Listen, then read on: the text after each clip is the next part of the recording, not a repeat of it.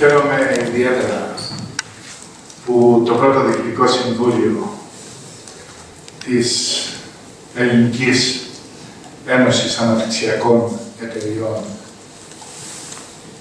γίνεται στην Τρίπολη και χαίρομαι ακόμα περισσότερο γιατί εδώ στο πρώτο Διοικητικό Συμβούλιο θα πρέπει να θέσουμε τους κανόνες και τους όρους της καινούριας προσπάθειας σε μια πολύ δύσκολη περίοδο. Και όπως είχαμε συζητήσει στην Γενική Συνέλευση, η επανεκκίνηση της δραστηριότητας σε αυτή την προσπάθεια έρχεται σε μια δύσκολη, πολύ δύσκολη πολιτική, κοινωνική και οικονομική συγκυρία για τη χώρα, όπου η κρίση πλέον έχει αλλάξει όλα τα δεδομένα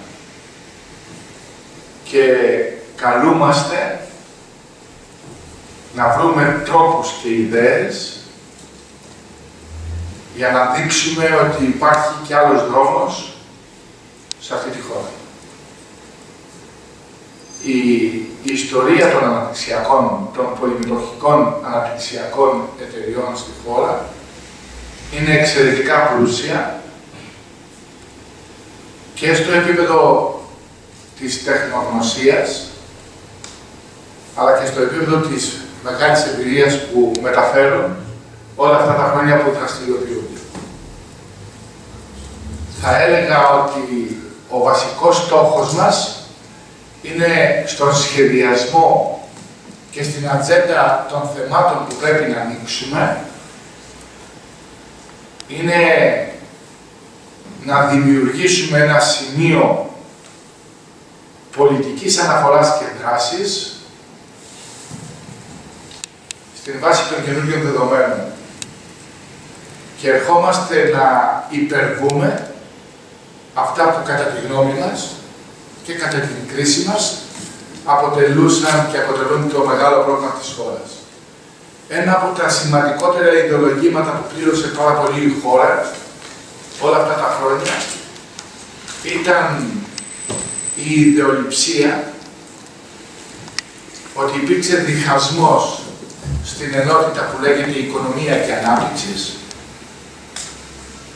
δίνοντας διαφορετική κατεύθυνση στον λεγόμενο δημόσιο τομέα, στην δημόσια οικονομία και διαφορετική κατεύθυνση στην ιδιωτική οικονομία, σε μια ευφυή αντίληψη αντιπαράθεσης για να υπάρχει άλλοτη από όλους όσους ασκούσαν αυτές τις αρμοδιότητες, ότι αυτή η σύγκρουση αποτελούσε το άλοθη του καθένα να οχυρώνεται πίσω από τη μια γραμμή ή πίσω από την άλλη γραμμή. Εμείς πρέπει να εισαγάγουμε έναν καινούριο όρο, πολύ σύγχρονο, λέγοντας ότι ο όρος οικονομία και ανάπτυξης δεν μπορεί να είναι τίποτε άλλο παρά η σύνθεση και η εναρμόνιση της κοινής προσπάθειας, της δημόσιας οικονομίας και της ιδιωτικής οικονομίας. Αυτό θα πρέπει να είναι ένα πολύ ισχυρό μήνυμα που πρέπει να στείλουμε προς όλες τις κατευθύνσεις. Γιατί, κατά τη γνώμη μου, αυτό αποτελεί και το διακύβευμα της αυριανής προσπάθειας που καλούμαστε όλοι μας να υπηρετήσουμε και να στηρίξουμε. Δεν στέλνουμε λοιπόν τη δική μας προσπάθεια, δεν στεκόμαστε μόνο και μόνο στην τεχνογνωσία των αναπτυξιακών που τόσα χρόνια έχουν προσφέρει πολλά στη χώρα, αλλά κάνουμε και την υπέρβαση και στέλνουμε επίσης ένα άλλο σημαντικό θεμελιώδες πολιτικό μήνυμα. Το δεύτερο στοιχείο που θέλω να πω είναι ότι σε μια συγκυρία που το μόνο πράγμα που ισχύει στη χώρα είναι μια βεβαιότητα περί της αποδοχής των μνημονιακών πολιτικών, χωρίς να λαμβάνονται παραπλήσια μέτρα για την ενίσχυση των δομών και των θεσμών που λειτουργούν στη χώρα μας, δίνοντάς τους προτεραιότητα σε αυτή την προσπάθεια, εμείς θέλουμε να τους πούμε ότι είμαστε εδώ. Είμαστε εδώ έτοιμοι να προσφέρουμε σε αυτή την προσπάθεια για να ξεπεράσουμε την κρίση. Και το λέω αυτό υπό την εξής έννοια. Ξέρετε ότι ένας από τους σημαντικότερους πυλώνες της συνθήκης της Λισαβόνας ήταν η αναγκαιότητα της κοινωνικής και χωρικής συνοχής. Κάτι που δέσμευε όλους τους εταίρους της Ευρωπαϊκής Ένωσης, προκειμένου να έχουμε σταθερές πολιτικές για να αντιμετωπίσουμε τα μεγάλα προβλήματα. Δυστυχώς, καμία τέτοια πρόβλεψη δεν τηρήθηκε και στην δημιουργία αυτής της αναγκαίας μνημονιακής πολιτικής. Τα μακροοικονομικά στοιχεία της χώρας τα τελευταία χρόνια υποδείκνυαν ένα μοντέλο ανάπτυξης. Δυστυχώς, αν θέλετε, ο κρατικισμός απετέλεσε ένα αρνητικό στοιχείο με αποτέλεσμα η επιχειρηματικότητα ή, αν θέλετε, και η εξωστρέφεια να εξαρτώνται πολύ από γραφειοκρατικές δομές. Όπως όλοι νομίζω οι οικονομολόγοι έχουν διατυπώσει, όσο γρηγορότερα από το παλιό μοντέλο θα περάσουμε ταχύτερα στην νέα δομή όπως την περιγράψατε, τόσο, αν θέλετε, θα μπορούμε να ανταποκριθούμε και γρηγορότερα και να αντιμετωπίσουμε τα θέματα και συνοχής, κοινωνικής συνοχής και σύγκλησης. Σημειωτέων ότι θυμάμαι ότι, αν θέλετε, και οι σοφοί οικονομολόγοι της Κομισιόν από τότε που πρωτοενταχθήκαμε αναφέροντας την ανάπτυξη του ενδογενούς δυναμικού.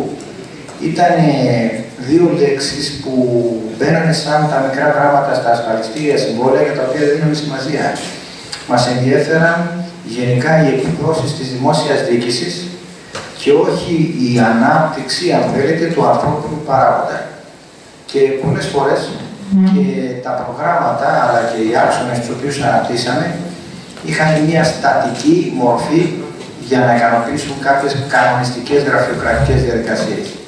Νομίζω ότι τώρα όλοι έχουμε πιστεί και πρέπει να καλύψουμε τα χρόνια, τα χαμένα, με ταχύτατη ανάπτυξη και ειδικότερα ανάδειξη των προσωπικότητων που διαθέτει η χώρα αυτή. Διαθέτουμε προσωπικότητες σε όλους τους τομείς, και στον επιχειρηματικό τομέα και στον ακαδημαϊκό, και αυτοί οι άνθρωποι ως leader, ως αρχηγοί, να οδηγήσουν, αν θέλετε, τις τοπικές κοινωνίες, αλλά και γενικότερα τους τομείς τους οποίους θα αναλάβουν σε ένα επίπεδο υψηλού ανταγωνισμού. Γιατί λέμε τώρα κάποιες δύσκολες τέτοιες έννοιες? Διότι δυστυχώς περάσαν χρόνια για τα οποία δεν αναπτύξαμε αυτό το επίπεδο του υψηλού ανταγωνισμού και τώρα πλέον έχουμε γείτονες οι οποίοι είναι πολύ πιο ανταγωνιστικοί και, αν θέλετε, και πιο δύσκολοι στον τρόπο με τον οποίο θα μπορέσουμε και εμείς να προβάλλουμε τα προϊόντα μας και τη θέση των προϊόντων μας στις αγορές. Δεν έχω να προσθέσω κάτι άλλο. Εμείς είμαστε στην αγωγή σε κάθε ενέργεια που θα κάνετε. Εξάλλου, αποκτούσαμε επί μακρόν κάποιες μορφές αιρετικών, αν θέλετε, συνεργατών της δημόσιας διοίκησης. Και νομίζω ότι σήμερα οι κινήσεις αυτές αποτελούν την καλύτερη επιβράβευση. Σας ευχαριστώ και θα παρακολουθήσω με προσοχή τις εργασίες σας.